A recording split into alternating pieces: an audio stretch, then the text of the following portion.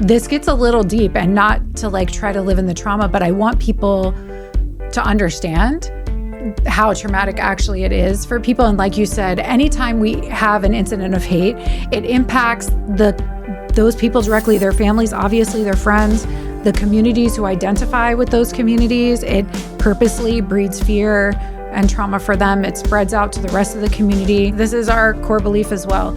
Community is what will heal us. It's what will heal each other. As people know in the Phoenix generation, we ask you just to listen deeply, put your ideas on the table, listen compassionately to one another. Hello and welcome back to the Phoenix Generation Nation. Thank you for joining us. As you know, I'm Dr. Lua Hancock, and we try to bring you content that is relevant to your life today. So I'm thrilled to be joined by Sara Grossman. Sara works in digital communications. I loved this in her bio, at the intersection of social impact and storytelling. She's the founder of Code Marketing. She's also the communication director of the Dru Project. The Dru Project, if you don't know, is a nonprofit that works to spread love and support to LGBTQ plus youth in honor of Dru. If you don't know, him was a UCF student who passed away in the Pulse Nightclub shooting, which was 10 years ago this month. She's also a graduate from our very own UCF. We have a lot of students who work there, and has a master's from New School in New York. So thanks for coming. Thank you so much for having me. I'm super excited to be here. Yeah. What else should we know about you? I spend my time between Orlando and Denver, where I work and have clients. We just celebrated the 10-year marker of the work that the Dru Project has done.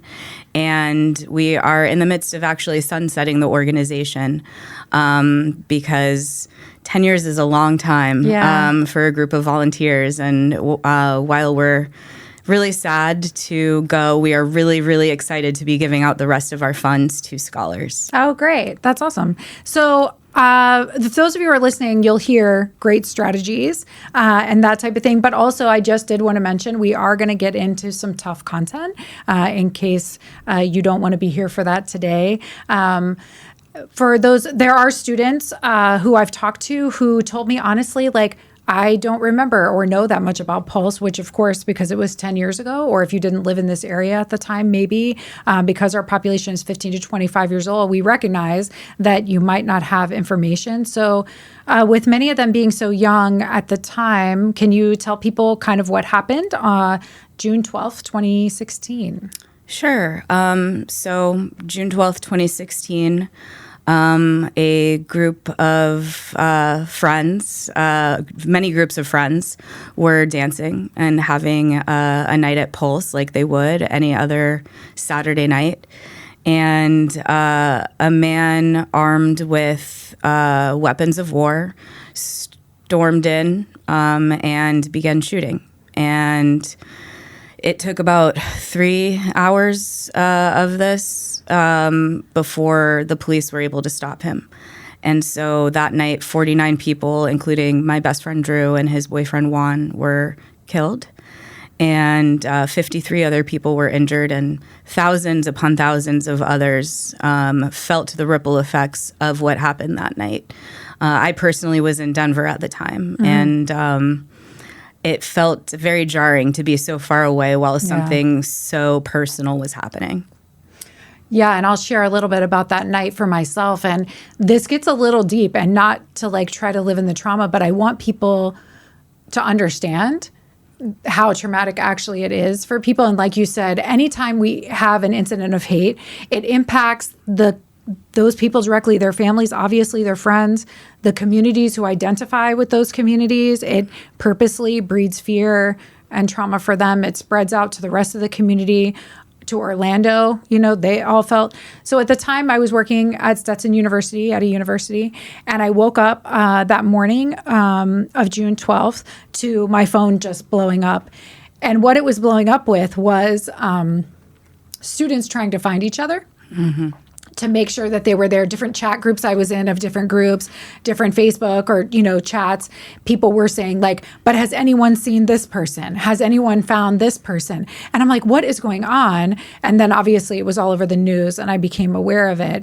And I like to, even though it upsets me every time, remind myself of that moment, because there were people just looking for their friends. I mean, they were looking for other humans, and they literally didn't know, are they still with us? Are they not? So yeah, that's tough to share, but it was the reality of the moment. Absolutely. And, a lot of people across the board had very, very similar experiences. I know that morning I woke up in Denver, which is 2 hours behind Florida. So I was a little bit late on the messages, but I also woke up to about 35 text messages, a dozen missed calls, a bunch of Facebook messages saying, oh my God, I'm so sorry. And I was like, oh, what are you so sorry about? And then it was, when was the last time you saw Dru? And then it was, when was the last time you were at Pulse or in Orlando? And then I found out what happened. And the last time I had seen Dru was actually 2 weeks prior. I had flown down to Florida because my mother was needing an emergency spinal surgery. And we decided to meet for brunch while I was down in town. And I'm so glad that I did. But the days leading up to Dru's funeral were a bit of a blur. Yeah. I kept getting these calls. I kept getting these messages, people asking, has anybody heard from him? And he was the very last person who we found out was dead that night. That's right. It was 33 hours of waiting, 33 hours of thinking, oh, well, maybe he is just in some crazy amount of shock. Maybe he ran off. Maybe he left his phone in the club. Maybe he's hiding somewhere. And unfortunately, what we found was not the case. And he was the last person that they found on the dance floor and identified. Yeah.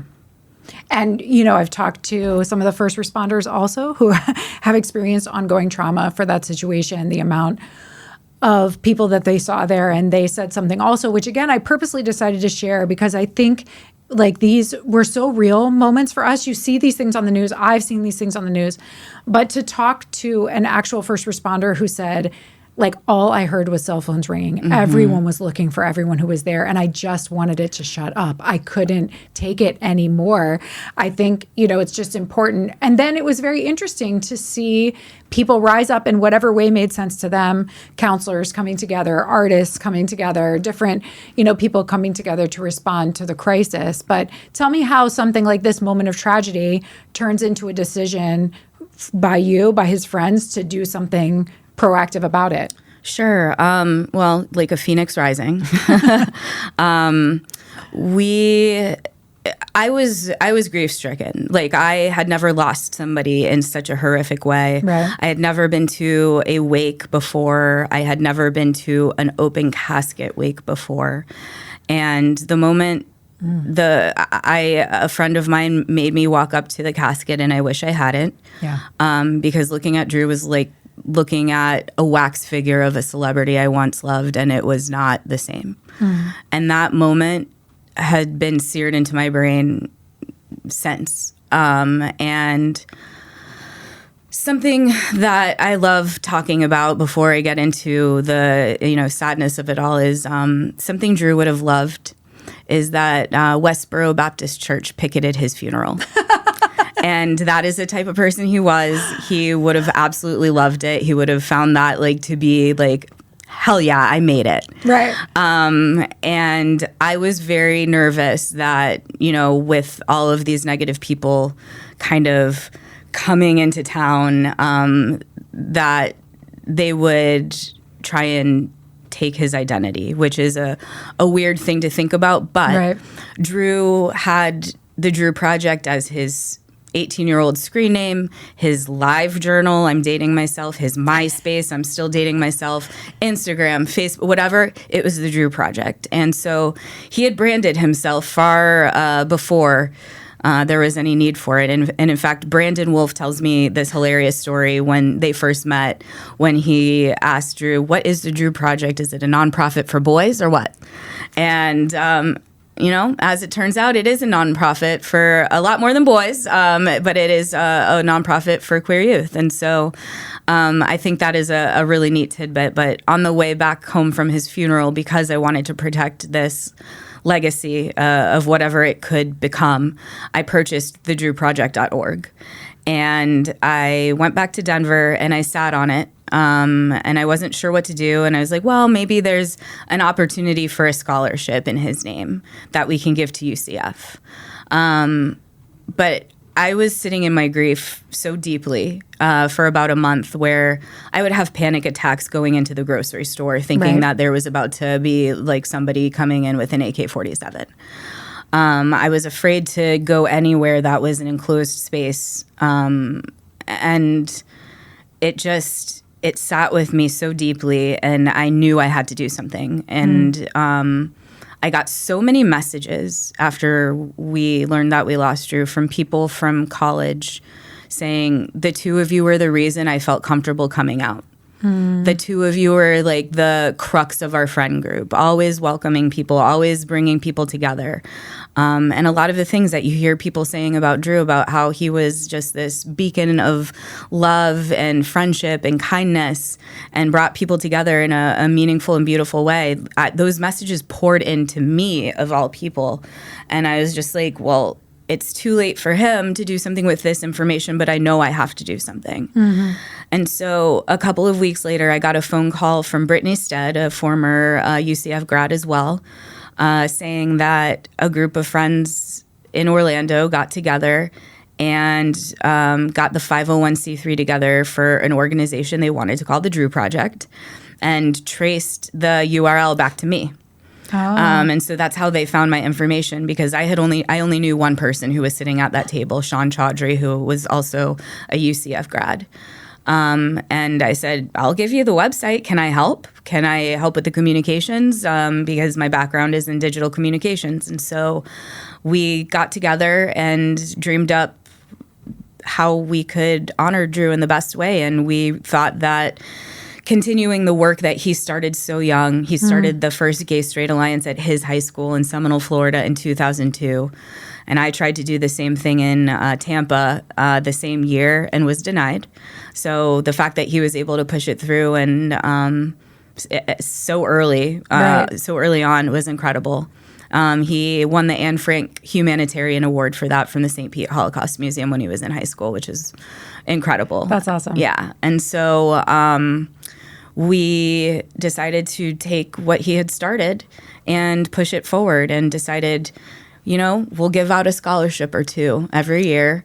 And then we kind of realized that this group was a little bit more ambitious than that. And so 10 years later, we're going to have given out about $300,000 to LGBTQ youth going to college, trade school, and grad school.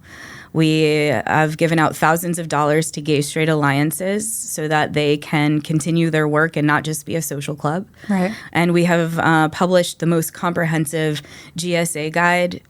We can't call it curriculum in Florida, but the most comprehensive GSA guide in the world. And it's been downloaded in 15 countries in 47 different states, and is being used by organizations, schools, and businesses for their employee resource groups. So all of these people get to know who Dru was, and all of these people get to see and feel and understand the legacy of this person and how he impacted us while he was alive.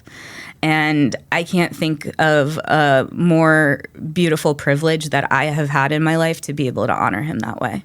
That's so beautiful. And that's how I became aware of the Dru Project, was the guide. I mean, it's known in higher ed. This is where you go to get the guide, to get the resources, to understand, best practices about ways to do this work. So definitely that impact has been far and wide. Where I know you guys are going to spend out the rest in scholarships, where does the guide go after you? Where do people find it? So we are setting aside a certain amount of money so that the guide is going to continue to be downloadable for free on our website for at least the next decade. So we have that funding set aside, and we also have funding that we are going to put towards having a plaque at the University of Central Florida next to the mural with a QR code to the guide, so that people can learn about Dru's history, the history of the organization, and have an added layer of appreciation for the mural. Yeah, so if you're at UCF and you haven't seen the mural out where the bridge is, the back door of the Union, go out there and check it out. It's really beautifully done. and there was a grant given recently to redo it because it needed some work. So, and even when you say 2002, I know a lot of our listeners are young, but what always reminds me in this like work of like student social justice, it's not that long ago. No, it's not. It really isn't, especially when you consider how far we've come since then. Yeah. And of course, our adversaries have noticed and try to push us back. But we continue to do this work because it's the work that we as youth would have loved to have for ourselves. And we see the impact of the students who we get to send out into the world. And there is nothing more valuable or precious than that. These are the people who are going to bring diversity and empathy and communication into their daily lives, into the people they interact with. And the ripple effects of Dru and his work and his heart are going to continue to be seen for the rest of time, hopefully. That's amazing. So if there's people out there listening, and I'm sure there are, you know, we have a very diverse audience, and youth in Florida are very diverse, and some of them are from rural or other communities where actually they might not know anyone who is out, you know, or some people have lots of friends, you know, who are queer and public about it. What is your suggestion to people who, whether we want to call it they want to be allies or advocates, or they just want to show support to a population that they know is struggling, or they want to learn more? Like, what do you suggest to youth who are listening? Show up. Just be there. There are statistics that say that the suicide attempt rate for LGBTQ students is 50% less when they have a club that they can go to at school and feel accepted. Oh, wow.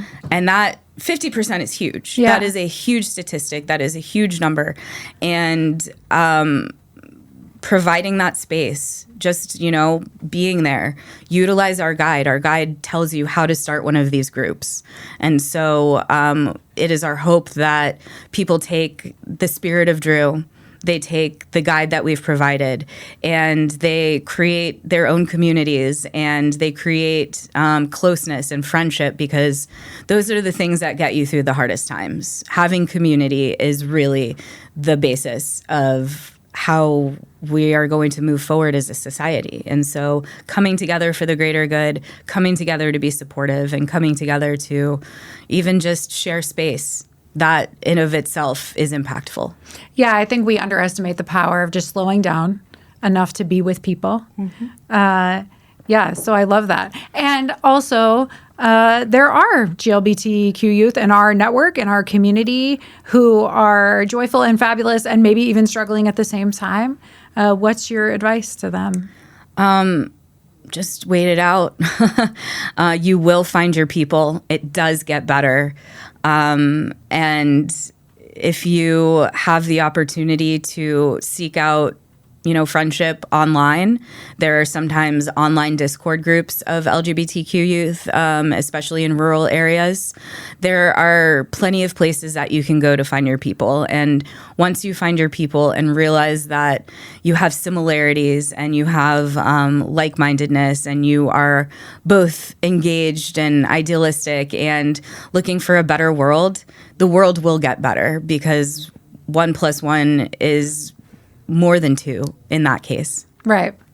I was just struck again and again. I've known about this since it happened. I've been in some of these, conversations, but you recently at the 10th Remembrance ceremony that we were at, they showed the pictures of every person, and it reminded me, my gosh, they're so young. It was all these young people, a lot of Latinx background people, a lot of queer allies or friends, and I just watched it. They rang a bell 49 times at the church, and even the ringing of the bell of 49 takes so long. You realize, like, what a loss, what a tragedy. Massive.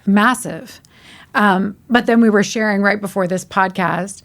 I walked out of there. Actually, I walked in, and I'm normally not like this, but similar to what you talked about earlier, thinking, I actually hope also this is safe. Like, that someone doesn't use this opportunity to use gun violence or something to make a point, or to protest outside to make a point, because it's one thing to be trying to discover what your beliefs are, regardless of how you were brought up. It's another thing, this level of violence that was just so hard to fathom. So many young lives lost. But then we walked outside. Do you want to tell them what happened? We walked outside, and the most vivid double rainbow, full spectrum, one side of the earth to the other, like the full, I had never seen a better rainbow, truly, and I think the fact that most years that we've had the Remembrance, there's been a rainbow. It's the little things like that remind you of kismet and serendipity, and that, coming together is really what it's all about. Yeah, we were in the Remembrance and it was raining, and I came out and thought, oh, it's going to be raining. I have to run to my car. And then I just stopped in my tracks. And what I love is that actually everyone did. Mm-hmm. People I don't even know, we just stood there in the parking garage and cried together. Yeah. So grateful for this moment that nature gave us, this moment of joy and light at the end of this hard, thing. So yeah, what else? What else do you want to share about the work or about how we continue to speak out against the hatred and violence that unfortunately is still there? It is a lot.